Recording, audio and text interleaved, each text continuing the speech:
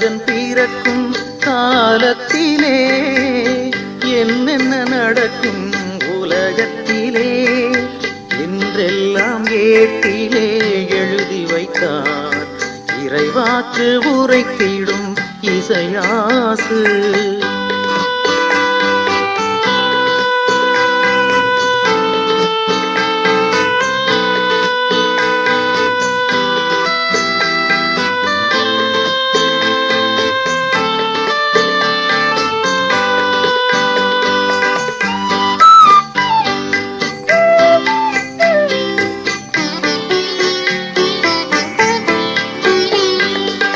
தளர்ந்த கரங்கள் வலிமை அடைந்திடும், நடுங்கிய முழங்கால் உறுதி பூண்டிடும். தளர்ந்த கரங்கள் வலிமை அடைந்திடும், நடுங்கிய முழங்கால் உறுதி பூண்டிடும். அஞ்சிய மாந்தர் ஊக்கமடைந்திடுவார், இறைவன் தாமே வருகிற காலத்தில்.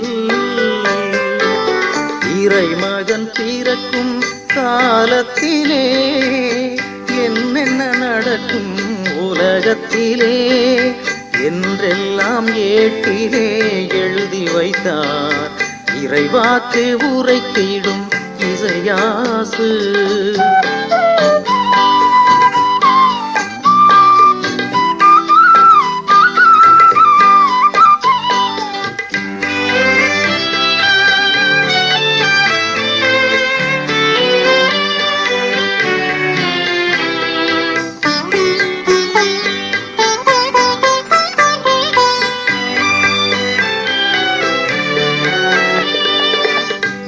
இழந்தோர் பார்வை அடைந்திடுவர், செவி இழந்தோர் கேள்வி பெற்றிடுவர். இழந்தோர் பார்வை அடைந்திடுவர், செவி இழந்தோர் கேள்வி பெற்றிடுவர். முடவர்கள் மான் போல் துள்ளிடுவர், ஊமைகள் இறை புகழ் பாடிடுவர். இறைமகன் பிறக்கும் காலத்திலே என்னென்ன நடக்கும் உலகத்திலே என்றெல்லாம் ஏட்டிலே எழுதி வைத்தார் இறைவாக்கு உரைத்திடும் இசையாசு. இறைமகன் பிறக்கும் காலத்திலே என்னென்ன நடக்கும் உலகத்திலே என்றெல்லாம் ஏட்டிலே எழுதி வைத்தார் இறைவாக்கு உரைத்திடும் இசையாசு. டிசம்பர் மாதம் 5ஆம் தேதி திருவருகை காலம் முதல் வாரம் வெள்ளிக்கிழமை. முதல் வாசகம். இறைவாக்கினர் எசாயா நூலிலிருந்து அருள்வாக்கு. அதிகாரம் 29, இறைவார்த்தைகள் 17 முதல் 24 முடிய. இறைவனாகிய ஆண்டவர் கூறுவது: இன்னும் சிறிது காலத்தில் லெபனோன் வளமிகு தோட்டமாக மாறுமன்றோ, வளமிகு நிலம் காடாக ஆகிவிடுமன்றோ. அந்நாளில் காது கேளாதோர் ஏட்டுச்சுருளின் வார்த்தைகளை கேட்பர். பார்வையற்றோரின் கண்கள் காரிருளில் இருந்தும் மையிருளில் இருந்தும் விடுதலையாகி பார்வை பெறும். ஒடுக்கப்பட்டோர் மீண்டும் ஆண்டவரில் மகிழ்ச்சி பெறுவர். மானிடரில் வறியவர் இஸ்ரேலின் தூயவரில் அகமகிழ்வர். கொடியோர் இல்லாதொழிவர், இகழ்வோர் இல்லாமற் போவர். தீமையில் நாட்டம் கொள்வோர் அழிந்து போவர். அவர்கள் ஒருவர் மேல் பொய்க்குற்றம் சாட்டி நீதிமன்றத்தில் தீர்ப்பு வழங்குவோரை இடரச் செய்கின்றனர். பொய் புனைந்து நேர்மையாளரின் வழக்கை புரட்டுகின்றனர். ஆதலால் ஆபிரகாமை மீட்ட ஆண்டவர் யாக்கோபு வீட்டாரை பற்றி கூறுவது: இனி யாக்கோபு மானக்கேடு அடைவதில்லை, அவன் முகம் இனி வெளிரி போவதும் இல்லை. அவன் பிள்ளைகள் என் பெயரை தூயது என போற்றுவர். நான் செய்யவிருக்கும் என் கைவேலைப்பாடுகளை காணும்போது யாக்கோபின் தூயவரை தூயவராக போற்றுவர். இஸ்ரேலின் கடவுள் முன் அஞ்சி நிற்பர். தவறிழைக்கும் சிந்தை கொண்டோர் உணர்வடைவர். முறுமுறுப்போர் அறிவுரையை ஏற்றுக்கொள்வர். ஆண்டவரின் அருள்வாக்கு. இறைவா உமக்கு நன்றி. நற்செய்தி வாசகம். இயேசுவை நம்பி பார்வையற்ற இருவர் பார்வை பெறுகின்றனர்.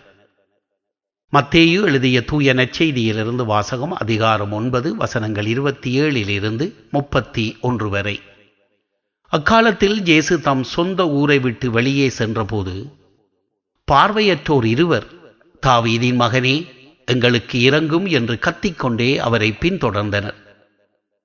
அவர் வீடு வந்து சேர்ந்ததும் அந்த பார்வையற்றோரும் அவரிடம் வந்தனர். இயேசு அவர்களை பார்த்து, நான் இதை செய்ய முடியும் என நம்புகிறீர்களா என்று கேட்டார். அதற்கு அவர்கள், ஆமையா என்றார்கள். பின்பு அவர் அவர்களின் கண்களை தொட்டு, நீங்கள் நம்பியபடியே உங்களுக்கு நிகழட்டும் என்றார். உடனே அவர்களின் கண்கள் திறந்தன. இயேசு அவர்களை நோக்கி, யாரும் இதை அறியாதபடி பார்த்து கொள்ளுங்கள் என்று மிக கண்டிப்பாக கூறினார். ஆனால் அவர்கள் வெளியே போய் நாடெங்கும் அவரை பற்றிய செய்திகளை பரப்பினார்கள். ஆண்டவரின் அருள்வாக்கு. கிறிஸ்துவே உமக்கு புகழ்.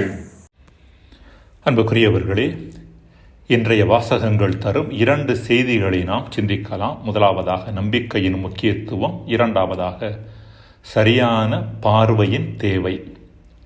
ஒவ்வொன்றாக சிந்திக்கலாம். முதலாவதாக நம்பிக்கையின் முக்கியத்துவம்.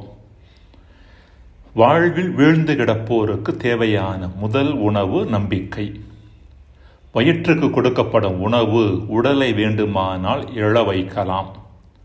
மனத்தை எழுந்து நிற்கச் செய்யக்கூடிய வல்லமை நம்பிக்கைக்கு மட்டுமே உண்டு. மனம் எழுந்து நின்றுவிட்டால் சாய்ந்து கிடக்கும் உடல் கூட எழுந்து நின்று விடுகிறது என்பது நமது வாழ்க்கை அனுபவம்.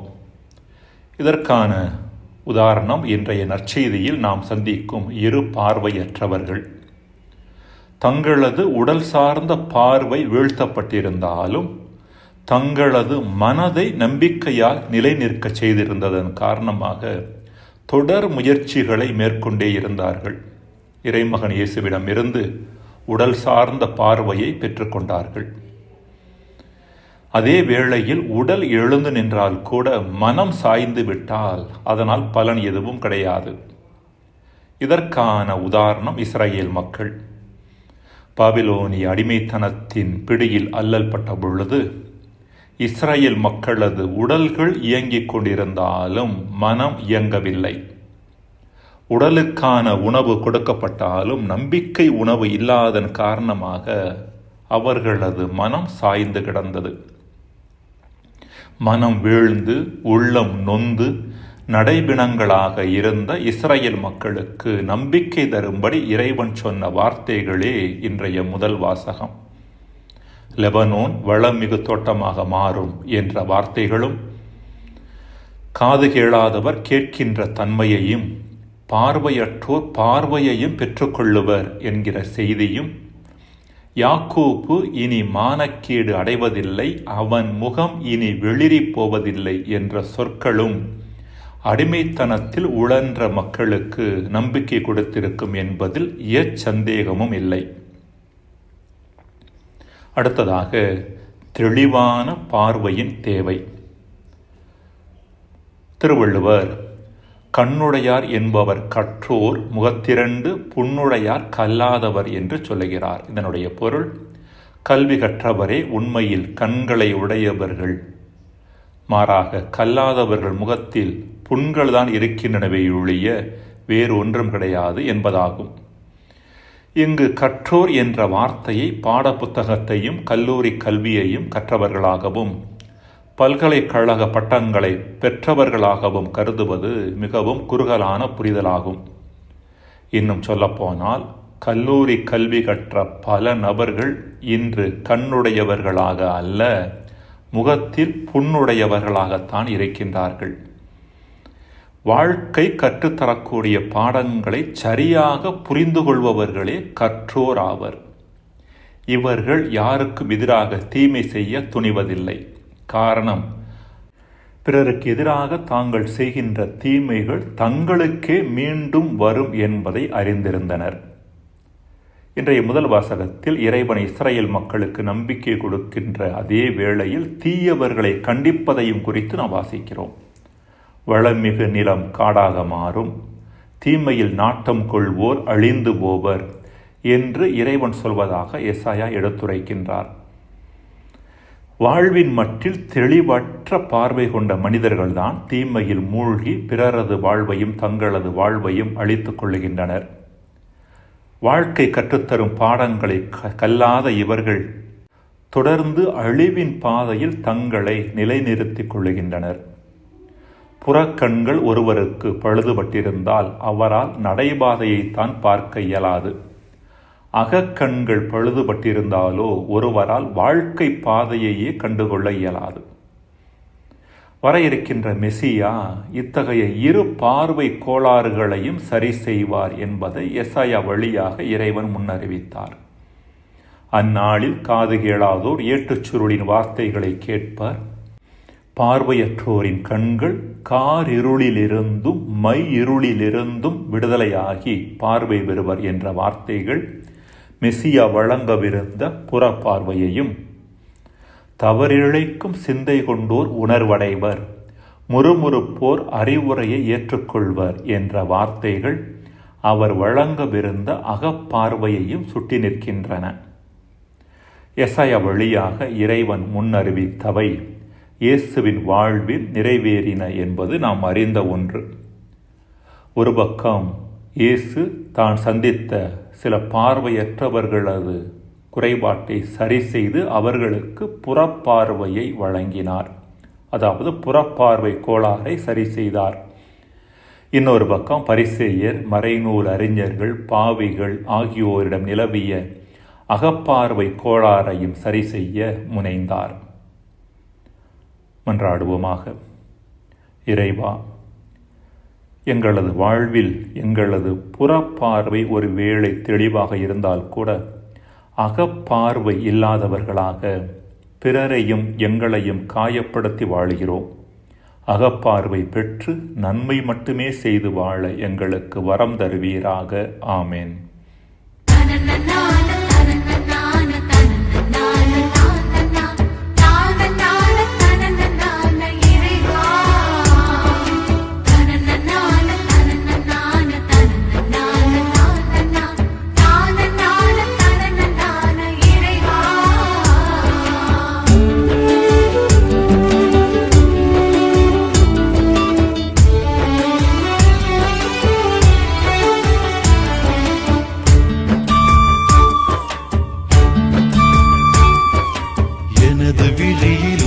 பார்வை எனது நாவில் உனது மொழிகள், எனது நெஞ்சில் உனது கனவு இறைவா. எனது விழியில் உனது பார்வை, எனது நாவில் உனது மொழிகள், எனது நெஞ்சில் உனது கனவு இறைவா. உனது வழியில் எனது பயணம், உனது வார்த்தை எனது வாழ்வு, உனது வாழ்க்கை எனது வழிகள் தலைவா. உனது வாழ்க்கை எனது வழிகள் தலைவா. எனது விழியில் உனது பார்வை, எனது நாவில் உனது மொழிகள், எனது நெஞ்சில் உனது கனவு இறைவா.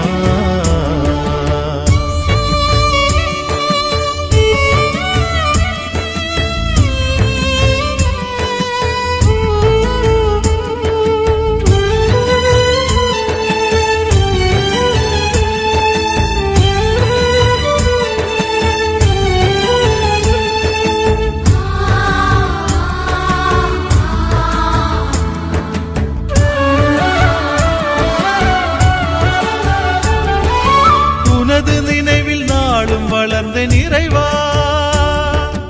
உனது உருவில் நானும் கலந்தேன் தலைவா. உனது நினைவில் நாளும் வளர்ந்தேன் இறைவா, உனது உருவில் நானும் கலந்தேன் தலைவா. உனது உறவில் என்னை இழந்து உனது உணர்வை என்னில் கரைத்து, உனது உறவில் என்னை இழந்து உனது உணர்வை என்னில் கரைத்து, உனது நினைவில் வாழ செய்தாய் தலைவா. உனது நினைவில் வாழ செய்தாய் தலைவா.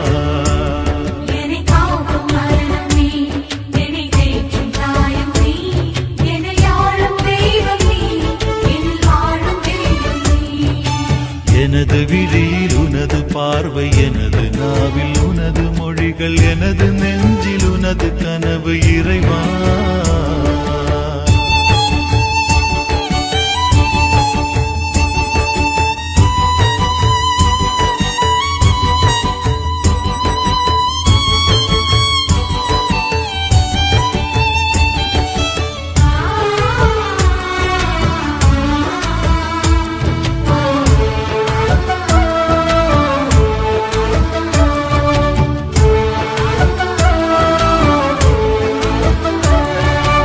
எனது பலமும் பலனும் நீயே இறைவா, எனது நெஞ்சில் நண்பன் நீயே தலைவா.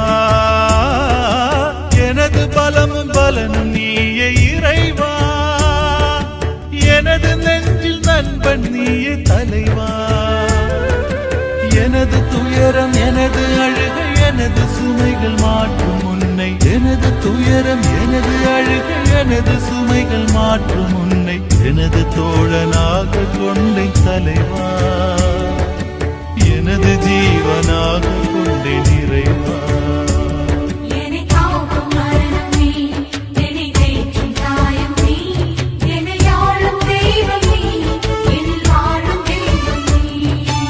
எனது விழியில் உனது பார்வை, எனது நாவில் உனது மொழிகள், எனது நெஞ்சில் உனது கனவு இறைவா.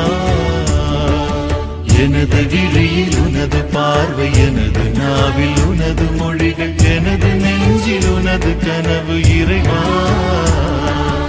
உனது வழியில் எனது பயணம், உனது வார்த்தை எனது வாழ்வு, உனது வாழ்க்கை எனது வழிகள் தலைவா, உனது வாழ்க்கை எனது வழிகள் தலைவா. எனது விழியில் உனது பார்வை, எனது நாவில் உனது மொழிகள், எனது நெஞ்சில் உனது கனவு இறைவா.